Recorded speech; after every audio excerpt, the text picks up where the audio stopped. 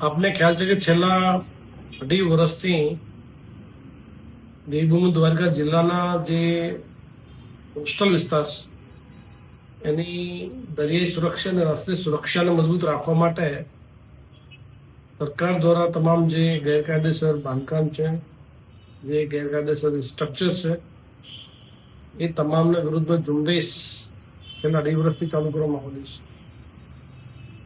ગઈકાલે પણ મોટા પ્રમાણમાં જે બેટ દ્વારિકામાં જે ગેરકાયદેસર ધાર્મિક અથવા બીજા જે દબાણો હતા એ તમામને બુલડોઝરથી દૂર કરવામાં આવેલા છે. આપને ખ્યાલ છે કે આપણા પાકિસ્તાન દેશ આપણા દેશથી ખૂબ જ નજીકમાં હોવાના કારણે દર વખતે આપણે એક મોટી સુરક્ષા માટે એક રિસ્ક આ વિસ્તારમાં રહેતી હોય છે. ભવિષ્યમાં કોઈ પણ પ્રકારની દરિયાઈ સુરક્ષામાં કોઈ પણ પ્રકારની ચૂક ના થાય એના માટે આ સુરક્ષાને, આ દરિયાઈ વિસ્તારને, નેટવર્કને મજબૂત કરવું બહુ જરૂરી છે. અને સ્ટ્રેટેજિકલી પણ દેશની સુરક્ષા માટે આ વિસ્તારમાં સુરક્ષા એજન્સીઓનો મજબૂત નેટવર્ક પણ બહુ જરૂરી છે. એટલે આ તમામ મુદ્દાઓને ધ્યાને રાખી આ આખા વિસ્તારમાં જેટલા ગેરકાયદેસર ઇલીગલ જે કન્સ્ટ્રક્શન્સ હતા એ તમામને દૂર કરવામાં આવેલા છે. છેલ્લા 2.5 વર્ષમાં જે તમામ બહુ મોટા પ્રમાણમાં જે ગેરકાયદેસર કન્સ્ટ્રક્શન્સ દૂર કરવામાં આવેલા છે એમાં લગભગ 414 જેવા રહેણાંક મકાનો હતા, 33 બીજા અન્ય બાંધકામો છે, કોમર્શિયલ 20 એ લગભગ 453 જેવા ટોટલ જે ગેરકાયદેસર બાંધકામ હતા એ દૂર કરવામાં આવેલા છે.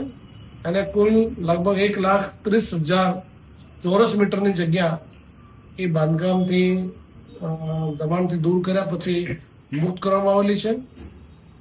આજની તારીખમાં બેટ દ્વારિકા કોઈ પણ પ્રકારના ગેરકાયદેસર જે એન્ક્રોચમેન્ટ છે એનાથી ફ્રી છે.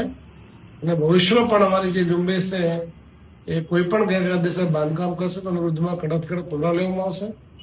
અમારા તમામ જે 21 જેટલા દેવભૂમિ દ્વારકામાં જે ટાપુ છે એ તમામ આજની તારીખમાં તમામ પ્રકારના જે દબાણો છે એ દબાણથી મુક્ત કરવામાં આવેલા છે. પોલીસની ટીમો પણ આ દરેક ટાપુ ઉપર વીકલી વોચ કરે છે.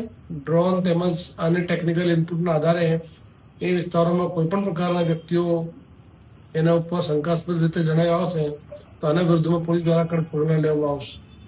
એ તમામ મુદ્દાઓને ધ્યાને રાખી આ તમામ ટાપુ ઉપર એક નોટિફિકેશન બહાર પાડવામાં આવેલું છે. એ નોટિફિકેશનના આધારે કોઈ પણ વ્યક્તિ વગર પરવાનગી એ ટાપુ ઉપર જઈ શકશે નહીં. એટલે રાષ્ટ્રીય સુરક્ષાને ધ્યાને રાખી આ તમામ ટાપુઓની પણ સુરક્ષા અમારા માટે ટોપ પ્રાયોરિટી છે. અમારા તમામ અધિકારી, કર્મચારીઓ તેમની સિવિલ સ્ટાફને સાથે રાખી આ વિસ્તારને રાષ્ટ્રીય સુરક્ષાની દ્રષ્ટિએ મજબૂત રાખવા માટે આ તમામ પ્રકારના પ્રયત્નો એ હાથ ધરવામાં આવેલા છે. મોટા ભાગે જે ઇલીગલ કન્સ્ટ્રક્શન્સ હતા એ બેટ દ્વારિકા વિસ્તારમાં દૂર કરવામાં આવેલા છે. પોલીસની અત્યારે પણ જે વિસ્તારોમાં ગેરકાયદેસર દબાણો છે એના વિરુદ્ધમાં પણ વહીવટી તંત્રને સાથે રાખી આ ઝુંબેશ હાથ ધરવામાં આવનાર છે. એટલે આ તમામ વિસ્તારો દબાણથી મુક્ત થાય અને કોઈ પણ પ્રકારના લોકોને ગેરકાયદેસર પ્રવૃત્તિ માટે અવકાશ નહીં મળે એ પ્રકારના પ્રયત્નો હાથ ધરવામાં આવશે. અમુક લોકો જે બાંધકામો જે ગેરકાયદેસર હતા એને દૂર કરવા માટે જે વહીવટી તંત્ર અને પોલીસની જે સંયુક્ત ઝુંબેશ હતી એના વિરુદ્ધમાં ગુજરાત હાઈકોર્ટમાં સ્પેશિયલ સિવિલ એપ્લિકેશન દાખલ કરી અને ગુજરાત હાઈકોર્ટમાં દાદ માંગવામાં આવી હતી. પણ ગુજરાત હાઈકોર્ટ દ્વારા તમામ પાસાનો અભ્યાસ કર્યા પછી ઉપરોક્ત તમામ જે એ લોકોની પેટિશન્સ હતી એ તમામને ખારિજ કરવામાં આવેલી છે. અને આજની તારીખમાં કોઈ પણ પ્રકારના બાંધકામો દૂર કરવા માટે કોઈ પણ પ્રકારની મનાઈ નથી. એ અનુસંધાને ગઈકાલે પણ તમામ પ્રકારના જે ગેરકાયદેસર બાંધકામ હતા એ પોલીસ અને વહીવટી તંત્ર દ્વારા દૂર કરવામાં આવેલા હતા. સાંજ સમાચાર ફેસબુક પેજને લાઇક કરો, વિડીયો શેર કરો અને વધુ વિગતવાર સમાચાર માટે sanssamachar.net વિઝિટ કરો.